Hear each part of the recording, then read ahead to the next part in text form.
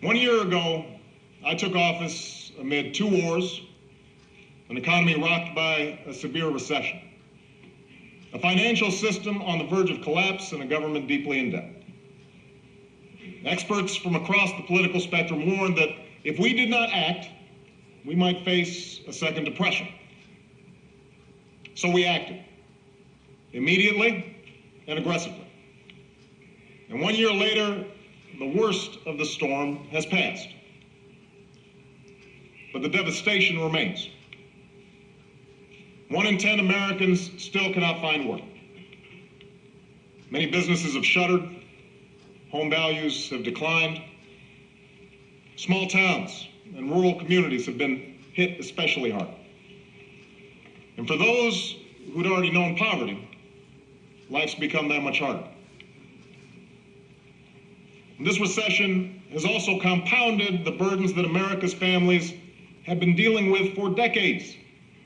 Understand why it seems like bad behavior on Wall Street is rewarded, but hard work on Main Street isn't. Or why Washington has been unable or unwilling to solve any of our problems. Our most urgent task upon taking office was to shore up the same banks that helped cause this crisis. It was not easy to do. And after 2 years of recession, the economy is growing again. That is why jobs must be our #1 focus in 2010, and that's why I'm calling for a new jobs bill tonight. We should put more Americans to work building clean energy facilities and give rebates to Americans who make their homes more energy efficient, which supports clean energy jobs. We can't afford another so-called economic expansion like the one from the last decade, what some call the lost decade. We need to encourage American innovation. Last year, we made the largest investment in basic research funding in history. But to create more of these clean energy jobs, we need more production, more efficiency, more incentives. And that means building a new generation of safe, clean nuclear power plants in this country. And yes, it means passing a comprehensive energy and climate bill. Third, we need to export more of our goods. Fourth, we need to invest in the skills and education of our people. The steps we took last year to shore up the housing market have allowed millions of Americans to take out new loans and save an average of $1,500 on mortgage payments. This year, we will step up refinancing so that homeowners can move into more affordable mortgages.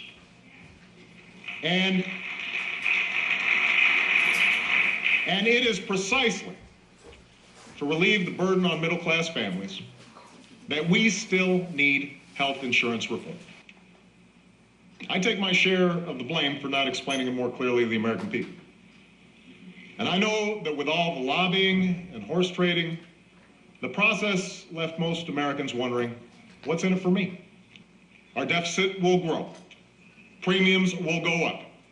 Patients will be denied the care they need. Small business owners will continue to drop coverage altogether. But if anyone from either party has a better approach that will bring down premiums, bring down the deficit, cover the uninsured, strengthen Medicare for seniors, and stop insurance company abuses, let me know. Most of this was the result of not paying for 2 wars, 2 tax cuts, and an expensive prescription drug program. Starting in 2011, we are prepared to freeze government spending for 3 years. We'll still face the massive deficit we had when I took office.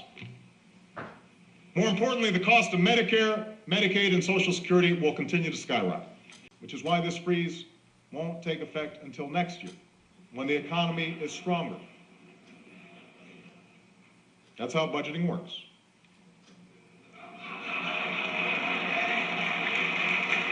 The problem is, that's what we did for 8 years.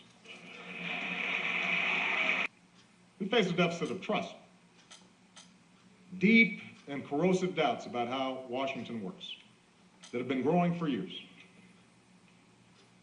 To close that credibility gap, we have to take action on both ends of Pennsylvania Avenue. to end the outsized influence of lobbyists, to do our work openly, to give our people the government they deserve.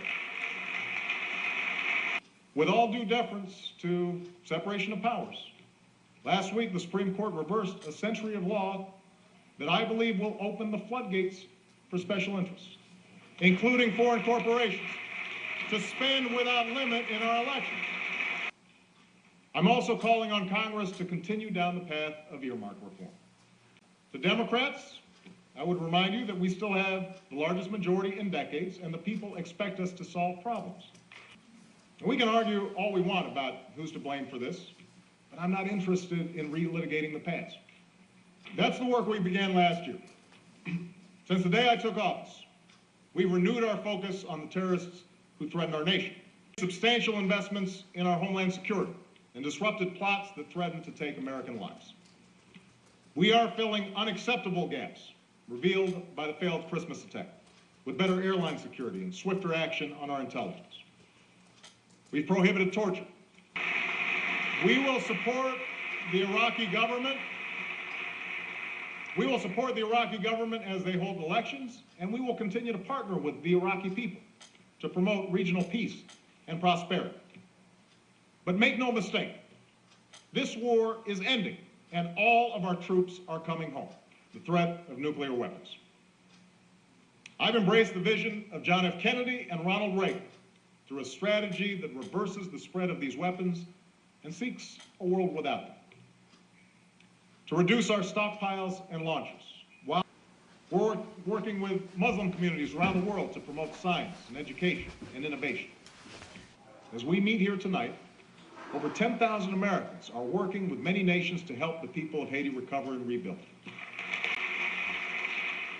This year, I will work with Congress and our military to finally repeal the law that denies gay Americans the right to serve the country they love because of who they are. We have finished a difficult year. We have come through a difficult decade. But a new year has come. A new decade stretches before us. We don't quit. I don't quit.